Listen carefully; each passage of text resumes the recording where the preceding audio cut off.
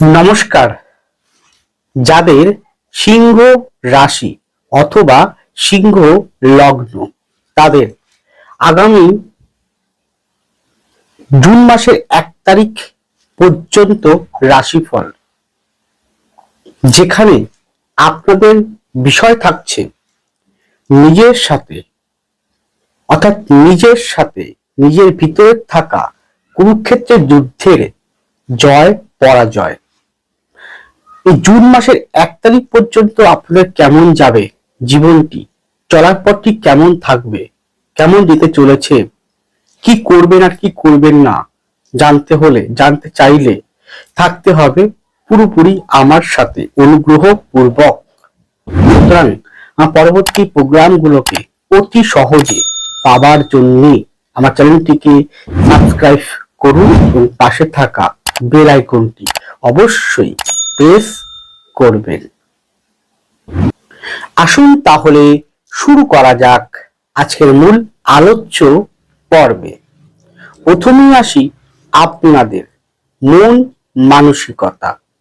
দেখুন, আমি মূলত আলোকপাতটি করব বা করেছিলাম, করব এবং করছি, সমস্তটাই হচ্ছে গোচরকালীন গ্রহ অবস্থানকে ভিত্তি বা কেন্দ্র করে।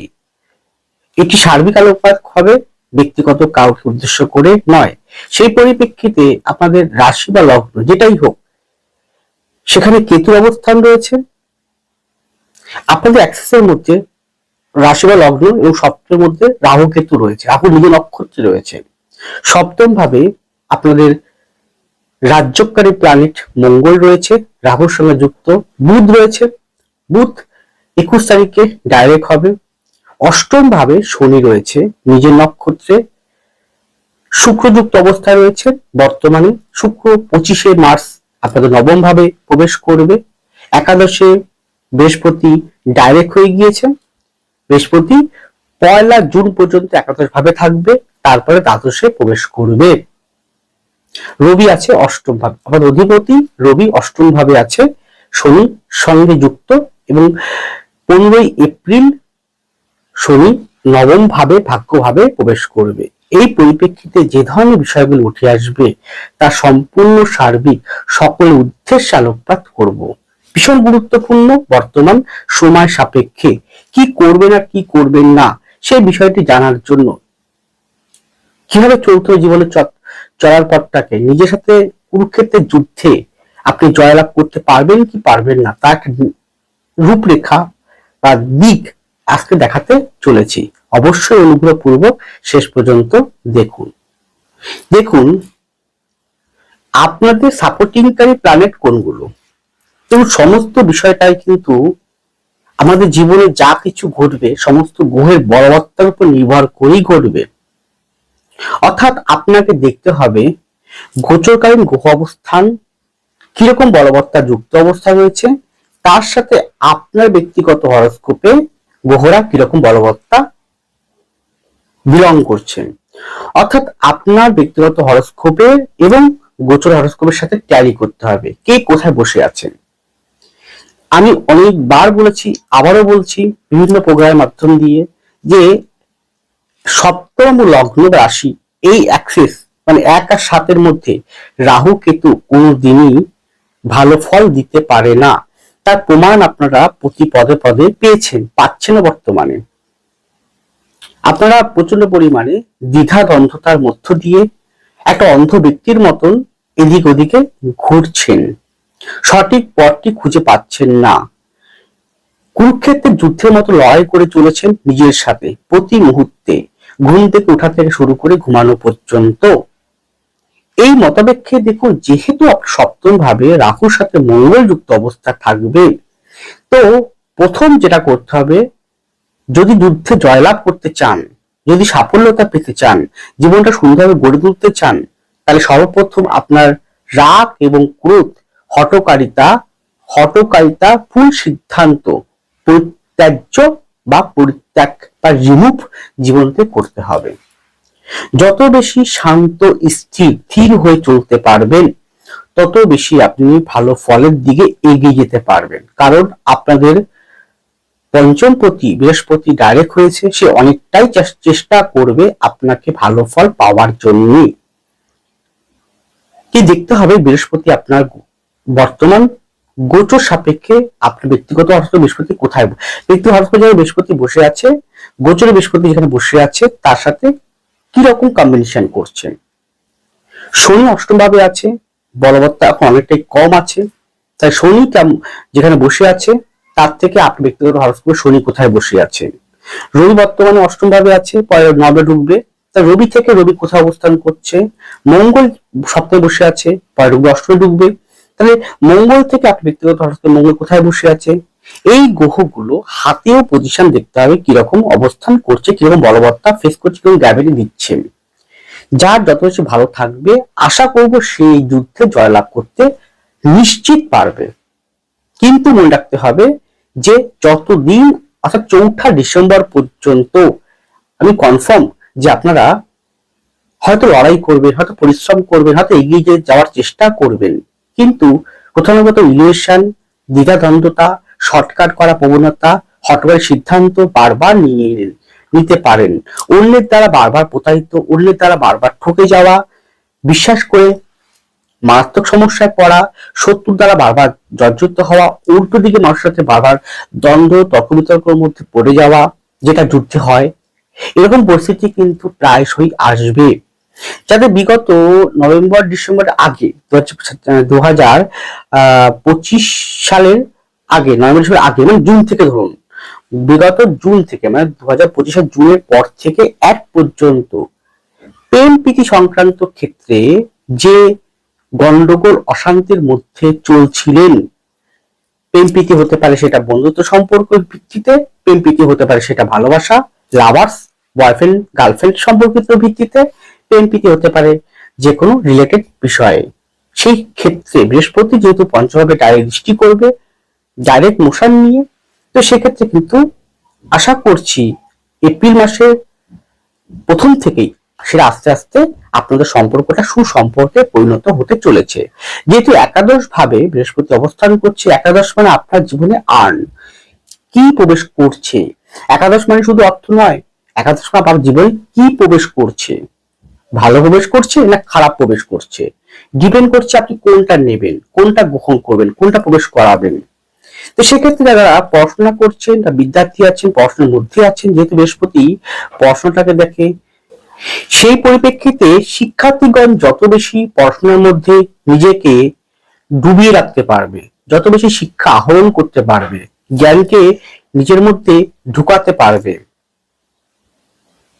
ইলেকশনে পাল্লায় ধোঁয়াশার পাল্লায় না পড়ে নিজের সাথে যে টেনশন, হতাশা, ডিপ্রেশন, একটা দ্বন্দ্ব, কি করবেন কি করবেন না বারবার দ্বিধাগ্রস্ত হয়ে ওঠা, এইগুলোকে যে রিমুভ বা শান্ত ধীর হতে পারবে, ধৈর্যচ্যুত যে হবে না, যে শান্ত থেকে রাগকে নিজের কন্ট্রোলে রেখে কথাবার্তার প্রতি নিজেকে সচেতন রেখে যে ব্যক্তি এগোতে পারবে সে তত বেশি জ্ঞানী হয়ে উঠবে, বিদ্যার ক্ষেত্রে তার তত বেশি স্ফুট বিদ্যা, প্রতিভাও কিন্তু সে যুক্ত।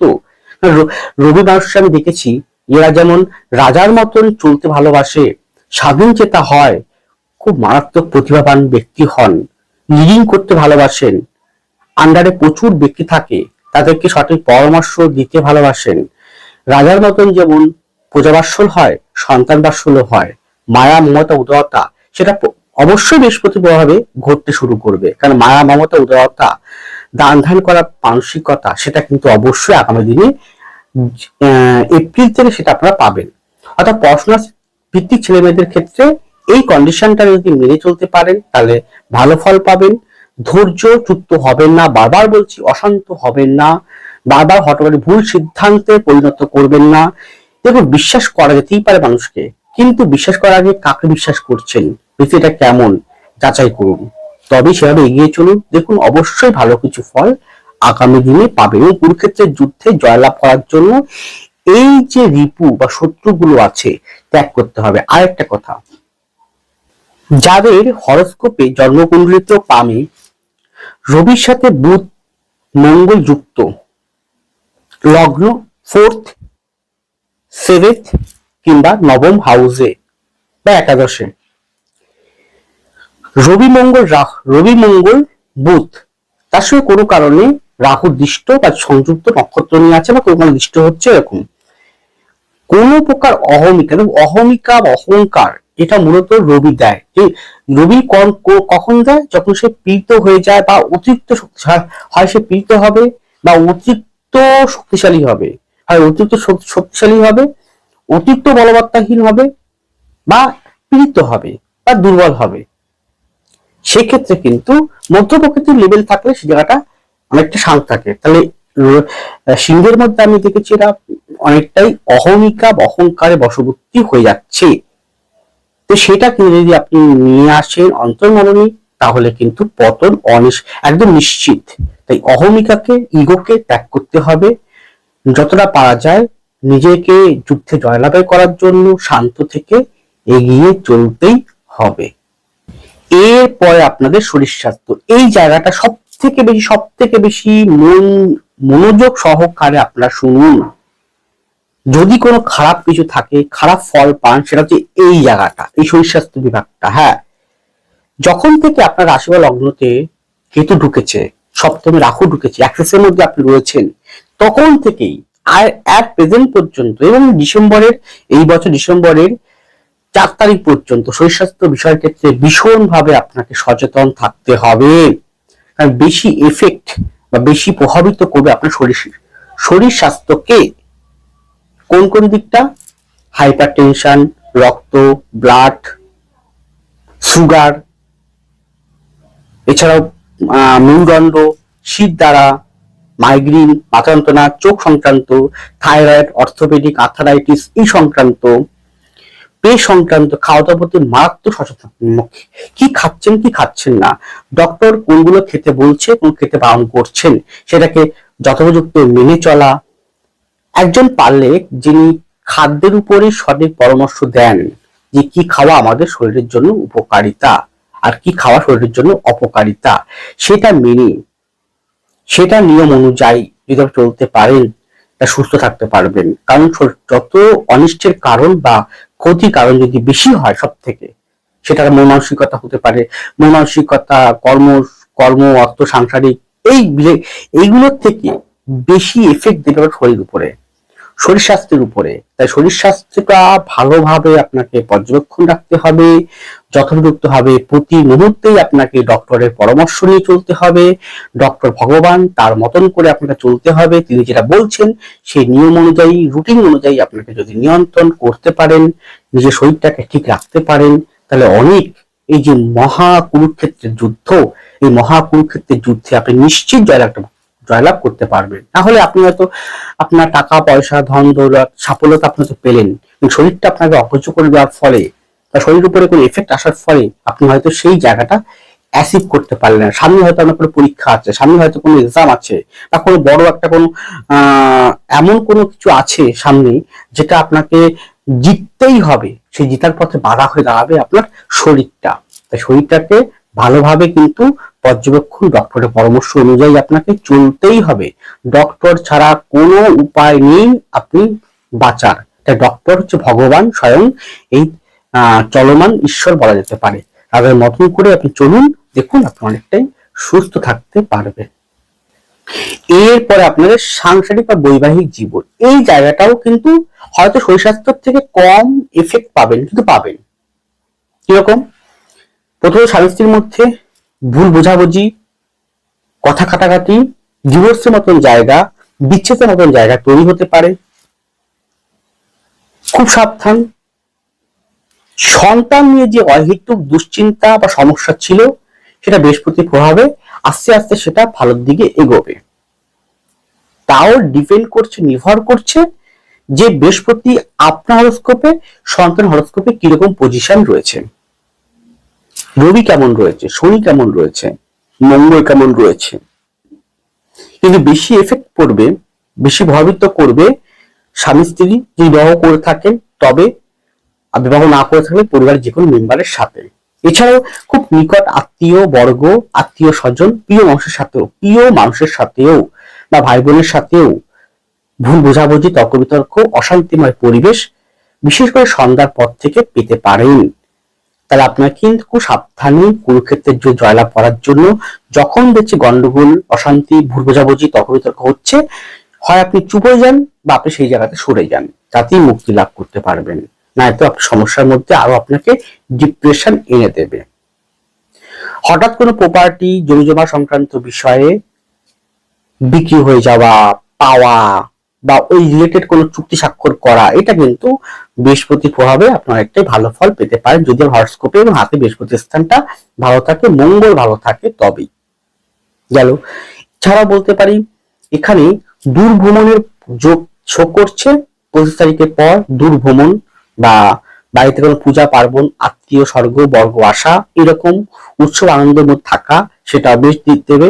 এছাড়া যারা বিগত দিনে এই গৃহ সংক্রান্ত রিলেটেড, সাংসারিক জীবন রিলেটেড অনেক রকম ঋণ ধার দেনার মধ্যে ডুবেছিলেন, তাদের ক্ষেত্রে বৃহস্পতি যদি আপনার হরস্কোপ ভালো থাকে, বৃহস্পতি থেকে বৃহস্পতি মানে গোচরে বৃহস্পতি আর নিজে ব্যক্তিগত হরস্কোপ বৃহস্পতি, যদি বৃহস্পতি থেকে বৃহস্পতি পার্সোনাল কম্বিনেশন করে, তাহলে আপনি অনেকটাই ঋণ মুক্তি লাভবান হতে পারেন বা অনেকটাই ভালো ফল পাবেন, এত অশান্তির মাত্রাটা হয়তো হবে না।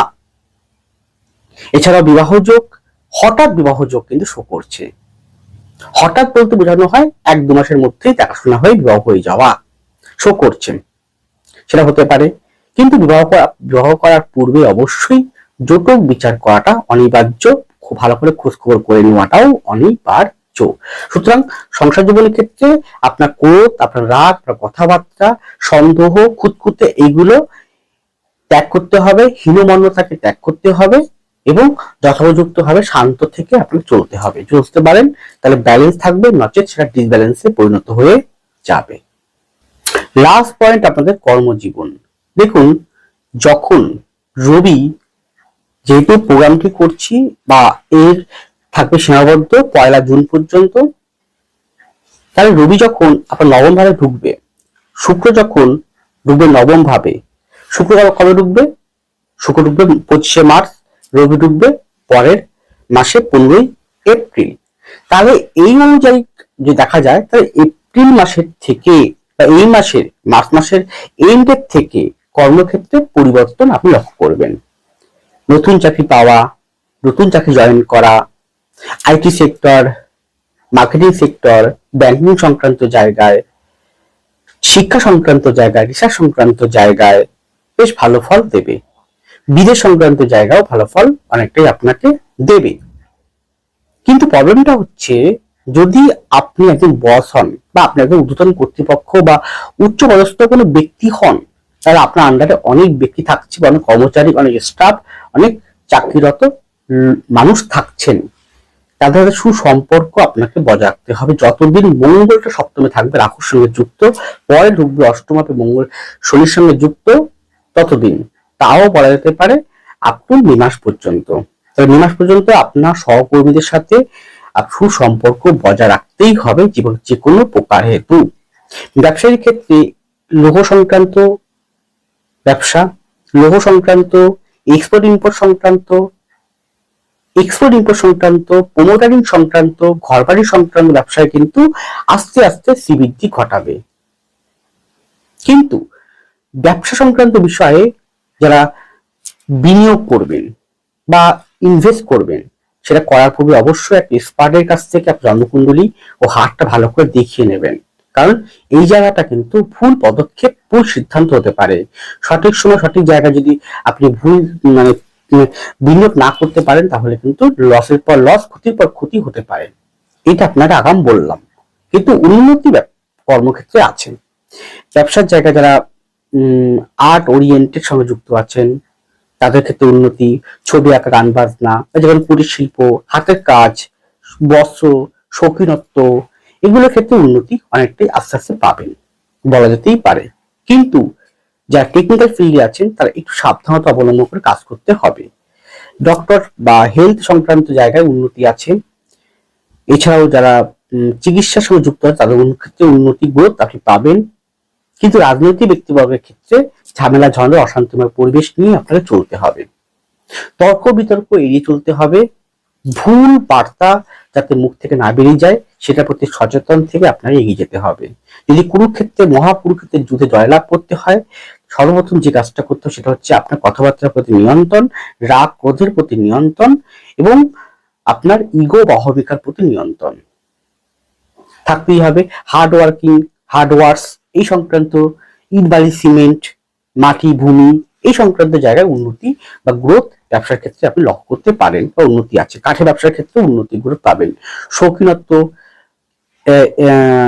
এছাড়াও ট্যুর অ্যান্ড ট্রাভেলস, এই ট্যুর অ্যান্ড ট্রাভেলসে বা খাদ্য খাবার এই সংক্রান্ত জায়গায় উন্নতি পাবেন আপনি মে মাসের পর থেকে, তার আগে নয়। শেয়ার মার্কেটের ক্ষেত্রে কিন্তু খুব একটা ভালো ফল দেবে না।